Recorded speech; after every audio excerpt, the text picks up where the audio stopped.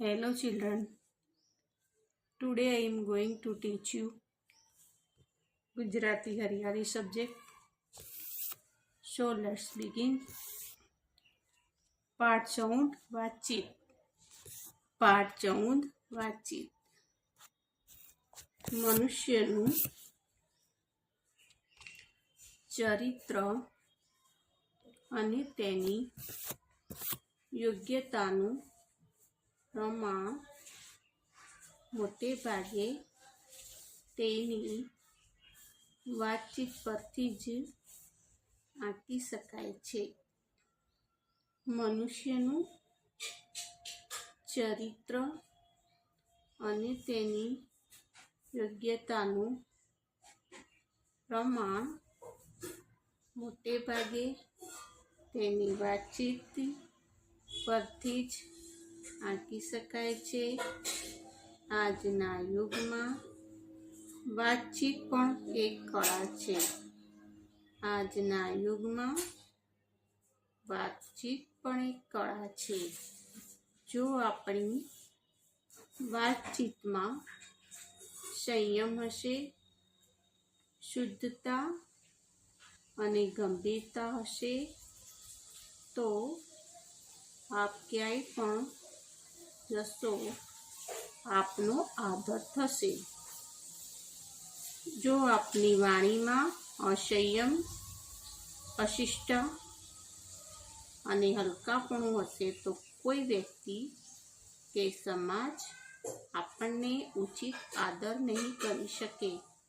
भी मनुष्य के चरित्र के बारे में बताया है, उसी योग्यता नो प्रमाण इसमें दिया हुआ है कि तुम्हारी बातचीत के आधार पर आपको प्रमाण पत्र आंकी शकाय छे. यानी योग्यता नो आप कैसे हो, वो मनुष्य कैसा है उसके बारे में हम समझ सकते हैं. આજના યુગમાં बातचीत પણ एक कला है. आप देख रहे हो कितने जात के इंसान होते हैं. कोई मीठी बातचीत होती है किसी की, कोई की कड़वी होती है. यानी कोई बोलता है तो अपने को अच्छा लगता है, कोई बोले तो उसकी बातचीत असभ्य यानी अच्छी नहीं होती. जैसे अपने को कोई अच्छा बोलता है तो हम बोलते हैं कैसे अच्छा इंसान है, कैसी बातें करता है. लेकिन तोछनापन यानी बुरी तरह किसी को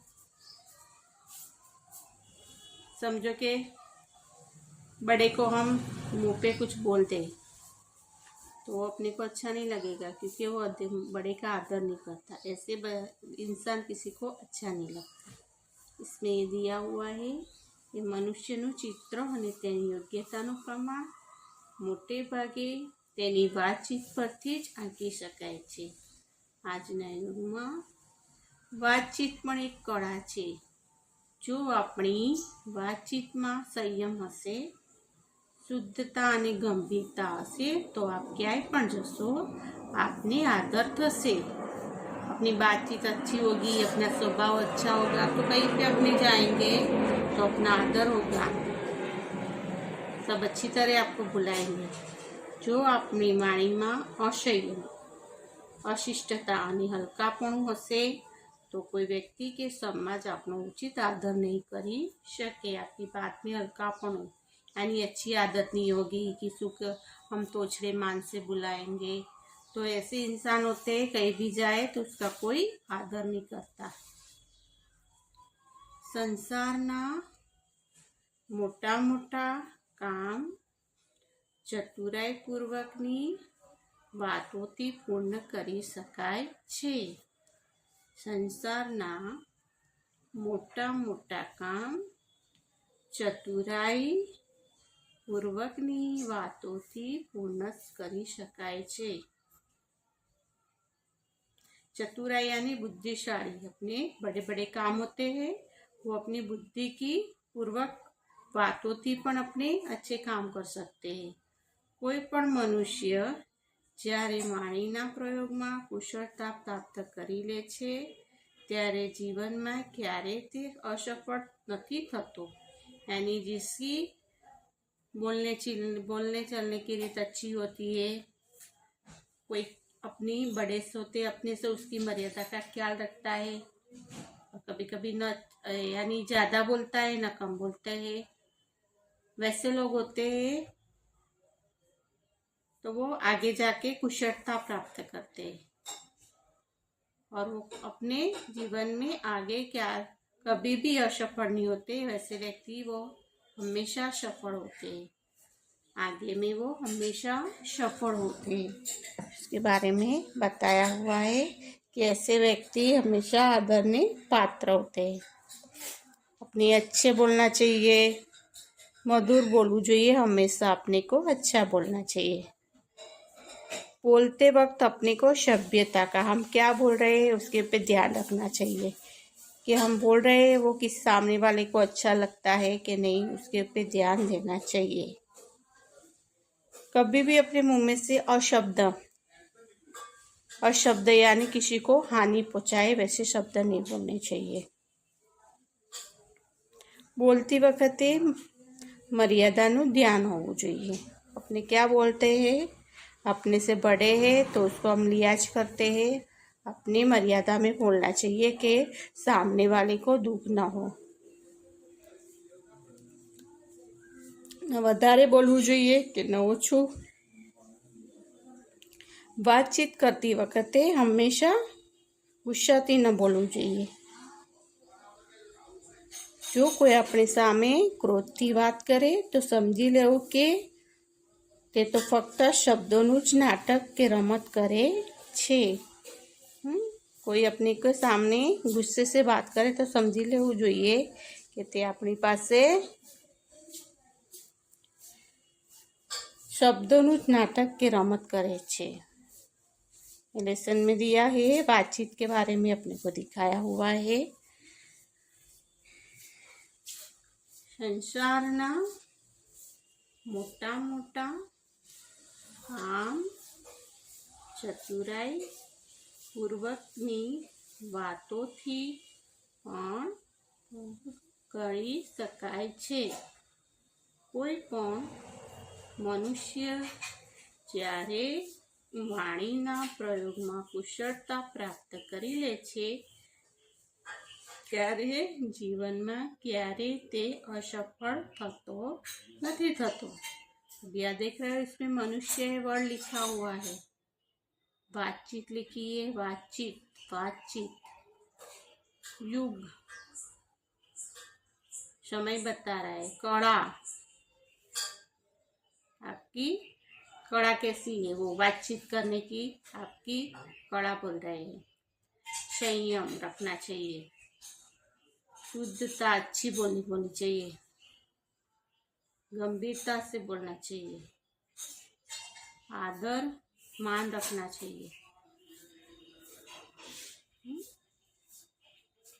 समाज यानी तुम रहते हो समाज, संसार ये दुनिया, चतुराई यानी समझपूर्वक, मनुष्य मानस, कुशलता यानी सफलता अच्छी तरह। आगे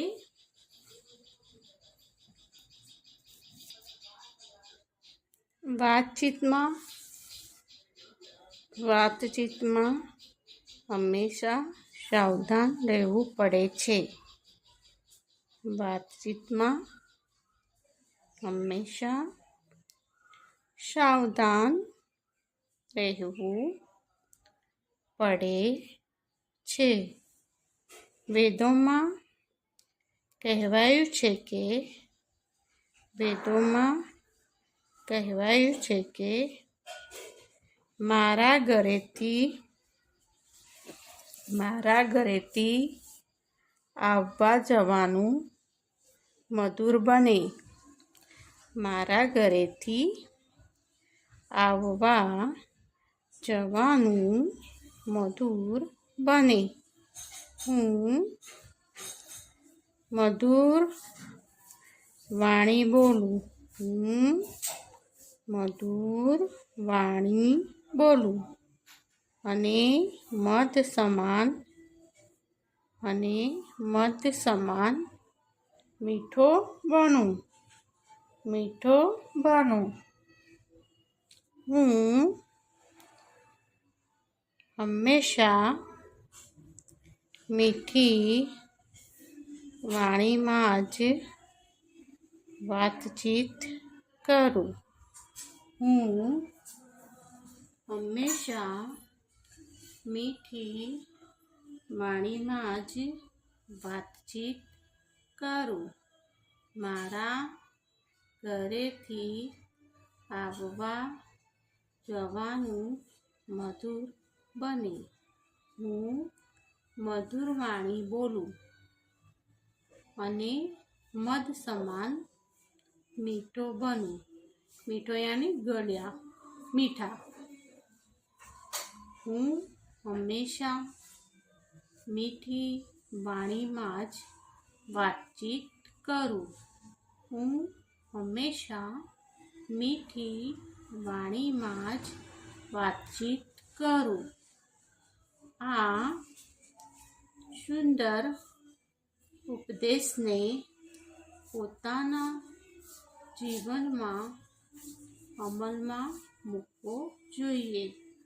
આ સુંદર ઉપદેશને પોતાના जीवन में अमल मूकवो चाहिए. अपने जीवन में भी ये सुंदर उपदेश दिया है, उसको अपने जीवन में भी अमल पालन करना चाहिए. ऐसे बोल रहे हैं.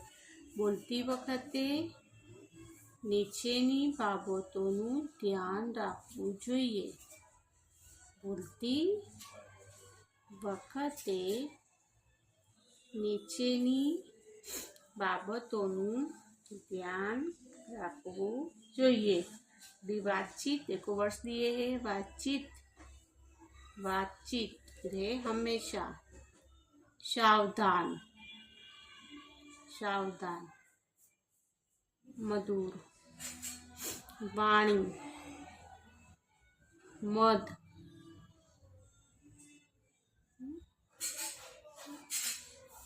मीठो, सुंदर, उपदेश, अमल पालन, बोलती बाबतों, રાખવું, ધ્યાન જોઈએ.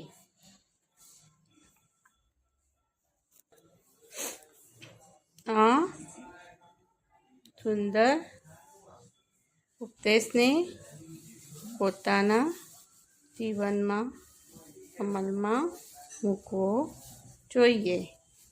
બોલતી વખતે નીચેની બાબતોનું ધ્યાન રાખવું જોઈએ. 1 नंबर में लिखा है, हमेशा मधुर અને સત્ય બોલવું. मधुर यानी अच्छा, सत्य यानी झूठा नहीं, सत्य ही बोलने का, जो सही है उसको ही बोलने का. हमेशा मधुर यानी सारू અને સત્ય બોલવું. મધુર, સારું અને સત્ય બોલવું. 2, બોલવામાં હંમેશા સભ્યતાનું ધ્યાન રાખવું જોઈએ. બોલવામાં હંમેશા सभ्यताનું ध्यान रखવું જોઈએ. सभ्यता यानी किसी से बातचीत कर रहे हैं तो उसके साथ में सभ्यता से वर्तना चाहिए. जे गाली गलौज नहीं करने की, अच्छे से बात करने की. 3 नंबर, क्यारे अपना मोढेथी अपशब्द न निकळवो જોઈએ. ક્યારેય આપણા મોઢેથી અપશબ્દ ન નીકળવો જોઈએ. 4, બોલતી વખતે મર્યાદાનું ધ્યાન રાખવું જોઈએ. બોલતી વખતે મર્યાદાનું ધ્યાન રાખવું જોઈએ. ન વધારે પડતું બોલવું કે ન ખૂબ ઓછું. ન વધારે પડતું બોલવું કે ન ખૂબ ઓછું. 5. વાતચીતમાં સંભવિત હોય ત્યાં સુધી ગુસ્સાથી ન બોલવું જોઈએ. વાતચીતમાં સંભવિત હોય ત્યાં સુધી ગુસ્સાથી ન બોલવું જોઈએ. જો કોઈ આપણી સાથે ક્રોધથી વાત કરે તો સમજી લેવું કે તે તો ફક્ત શબ્દોનું જ નાટક કે રમત છે. જો કોઈ આપણી સાથે ક્રોધથી વાત કરે તો સમજી લેવું કે તે तो फक्त शब्दों नाटक के रमत छे. वो आपको नीचे जो मुद्दे दिए हैं उसको ध्यान रखना है कि हम किसी के साथ में बातचीत करते हैं तो अपने को क्या क्या ध्यान रखना है. पहला तो हमेशा मधुर अने सत्य बोलूं. मधुर अने सत्य. 2 नंबर, બોલવામાં હંમેશા સભ્યતાનું ધ્યાન રાખવું જોઈએ. બોલવામાં હંમેશા સભ્યતાનું ધ્યાન રાખવું જોઈએ. 3 નંબર, ક્યારેય આપણા મોઢેથી अपशब्द न निकळवो જોઈએ. 4 नंबर, बोलती वखते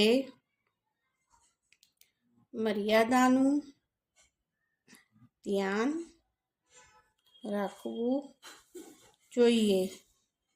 બોલતી વખતે મર્યાદાનું ધ્યાન રાખવું જોઈએ. ન વધારે પડતું બોલવું કે ન ખૂબ ઓછું. 5. વાતચીતમાં સંભવિત હોય ત્યાં સુધી ગુસ્સાથી ન બોલવું જોઈએ. જો કોઈ આપણી સાથે ક્રોધથી વાત करे तो समझी लेवू के ते तो फक्त शब्दों ज नाटक के रमत छे.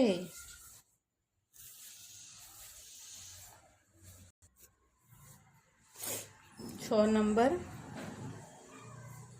वाणीना संयम માટે ક્યારે મૌન પણ અભ્યાસ કરવો જોઈએ. વાણીના સંયમ માટે ક્યારે પણ મૌનનો પણ અભ્યાસ કરવો જોઈએ. તેનાથી વાણીની શક્તિ વધે છે અને તેનો સદુપયોગ થવામાં ઘણી સહાયતા મળે છે. 6 નંબર, વાણીના સંયમ માટે વાણીના સંયમ યાની નિયમિત વાણીની નિયંત્રિત સંયમ યાની નિયંત્રિત વાણીના નિયંત્રિત માટે ક્યારેય મૌનનો પણ અભ્યાસ કરવો જોઈએ. તેનાથી વાણીની शक्ति વધે છે। વાણીની એની બોલને કી શક્તિ વધે છે અને તેનો સદુપયોગ થવામાં ઘણી સહાયતા મળે છે। તેનાથી વાણીની શક્તિ વધે છે અને તેનો દુરુપયોગ થવામાં ઘણીવાર सहायता मिले छे। ने मालूम हो गई कि अपने को 5 बात ध्यान में रखनी है। हमेशा मधुर और सत्य बोलना है। बोलवामां सभ्यतानुं ध्यान राखवानुं छे। क्यारे आपणे मोढेथी अपशब्द ना निकळवो जोईए। बोलती वखते मर्यादानुं ध्यान राखवुं जोईए। वातचीत करती वखते गुस्साथी बोलवुं न जोईए। समझ गए? Okay, understood.